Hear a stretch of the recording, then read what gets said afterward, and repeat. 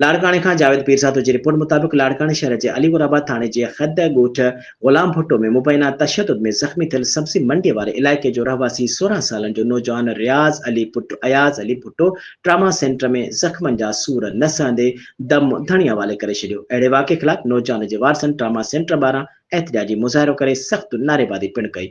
अलीगुराबाद थाणे जे खद ते केस दाख़िल हिकु जवाबदार रिज़वान भुट्टो गिरफ़्तार। उन मौक़े ते मुबैना तशद्दुद में क़त्ल थी वियल नौजवान जो भाउ शीराज़ अहमद भुट्टो पंहिंजे वारसनि सां गॾिजी दाहियो त मुंहिंजो भाउ रियाज़ अली चांडियो ज़ाहिद भुट्टो ऐं संदसि भाउरनि जे यूनिफॉर्म जे दुकान ते मुलाज़मत कंदो हो। हुन इल्ज़ाम लॻायो त 3 ॾींहं अॻु ज़ाहिद भुट्टो पंहिंजे भाउरनि राशिद, नवीद, कामरान भुट्टो, भाणेजो रिज़वान भुट्टो ऐं ॿियनि सां गॾिजी भाउ रियाज़ अली भुट्टो खे ॻोठ ग़ुलाम भुट्टो घुराए खेसि बदतरीन तशद्दुद जो निशानो बणाए रतो रत करे छॾियो। उन मथां चोरीअ जो कूड़ो इल्ज़ाम लॻाए खेसि ज़ख़्मी हालत में फिटो करे फ़रार थी विया। बाद में असां पहुची भाउ खे ॻणती जोगी हालत में खणाए ट्रामा सेंटर दाख़िल करायो, जिते हू तड़पी तड़पी फ़ौत थी वियो आहे।